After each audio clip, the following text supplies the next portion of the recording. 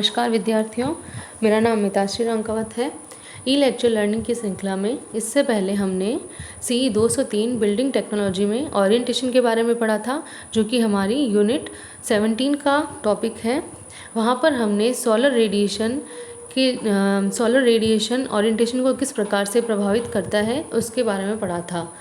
तो जैसे कि हमने पहले भी बात की थी कि ओरिएंटेशन जो है वो किसी भी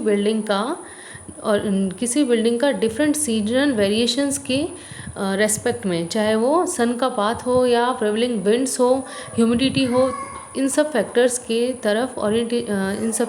तरफ बिल्डिंग का किस प्रकार से इफ़ेक्ट रहता है वो हमने पढ़ा था। और उसके हिसाब से हम किस प्रकार से बिल्डिंग की डायरेक्शन को निर्धारित करते हैं वो हमारा ओरिएंटेशन कहलाता है। तो हम पहले भी बात कर चुके हैं कि जो गुड ओरिएंटेशन के द्वारा हमारी जो एफिशिएंसी है वो अच्छी होनी चाहिए, बढ़नी चाहिए, क्योंकि अगर ओरिएंटेशन अच्छा होगा बिल्डिंग का तो हमें लिविंग कंफर्ट जो होगा वो अच्छा प्राप्त होगा और उसकी वजह से हमारी जो एनर्जी एफिशिएंसी है होम की वो अच्छी रहेगी और जो कंफर्टेबल लिविंग है वो प्राप्त होगी। तो सोलर रेडिएशन के कारण ओरिएंटेशन किस प्रकार से प्रभावित होता है उसके लिए इंडियन स्टैंडर्ड कोड 7662 के आधार पर डिफरेंट कंक्लूजन्स निकाले गए। वो कंक्लूजन्स डिफरेंट स्टडीज़ के द्वारा प्राप्त हुए, जो कि किसी भी ईयर की 16 दिसंबर और 22 मई को की गई स्टडीज़ के आधार पर प्राप्त हुए। अब हम देखेंगे कि जो ओरिएंटेशन है बिल्डिंग का वो विंड्स के द्वारा किस प्रकार से प्रभावित होता है। तो अगर मैं प्रेवलिंग विंड्स की बात करूं तो वो हमारे बिल्डिंग की एयर सर्कुलेशन को, वेंटिलेशन को प्रभावित करता है। तो अगर हमारी बिल्डिंग का जो ओरिएंटेशन है वो इफ़ेक्टिव होगा तो उससे हमें प्रॉपर वेंटिलेशन प्राप्त होगा, प्रॉपर एयर सर्कुलेशन प्राप्त होगा, जिससे कि हमें किसी भी बाहरी कारक की आवश्यकता नहीं होगी हमारे लिविंग कंफर्ट को बढ़ाने के लिए।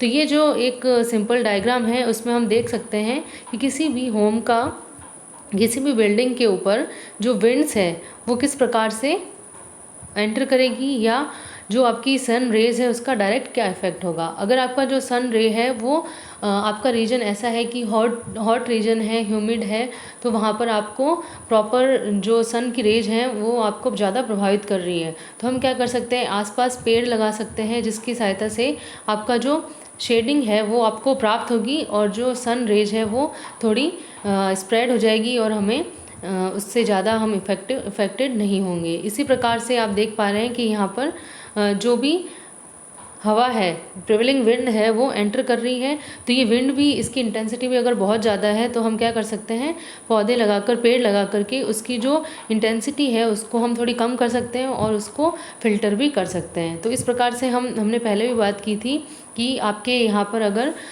जो भी सोलर रेडिएशन है उसकी जो कंडीशंस है वो फेवरेबल नहीं है तो हम बिल्डिंग में इस प्रकार के अरेंजमेंट कर सकते हैं कि उसका जो इफ़ेक्ट है वो काफ़ी हद तक कम किया जा सके और ओरिएंटेशन को भी हम अच्छी तरह से निर्धारित कर सकते हैं। तो जब विंड की बात करते हैं तो हमने पहले भी बात की कि ये हमारे एयर सर्कुलेशन और वेंटिलेशन को प्रभावित करता है।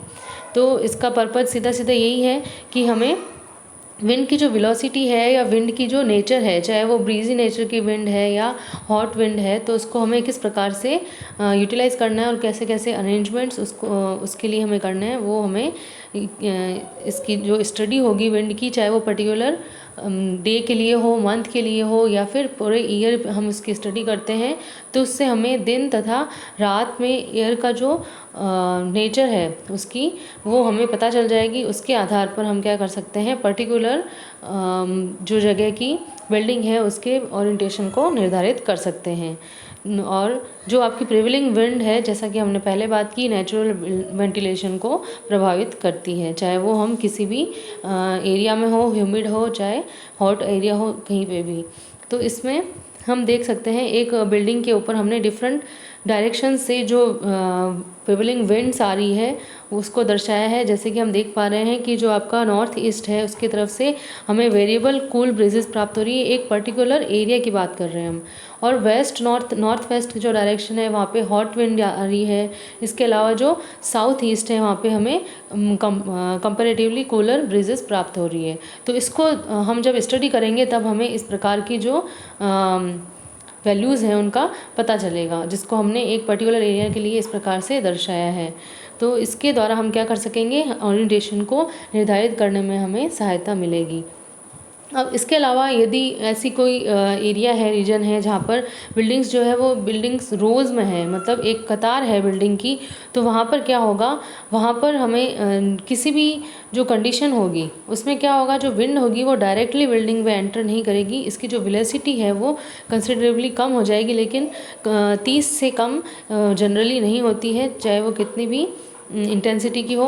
तो इसके लिए हमें क्या करना होगा, प्रॉपर वेंटिलेशन जो है बिल्डिंग की ऐसे एरियाज़ में, उसके लिए हमें प्रॉपर अरेंजमेंट्स को प्रोवाइड करना होगा। तो इस प्रकार से हमने देखा कि जो बिल्डिंग्स हैं उनको, उनके ओरिएंटेशन को हमारी प्रिवेलिंग विंड किस प्रकार से प्रभावित करती है। इसके बारे में फर्दर डिटेल में हम आगे के लेक्चर में स्टडी करेंगे।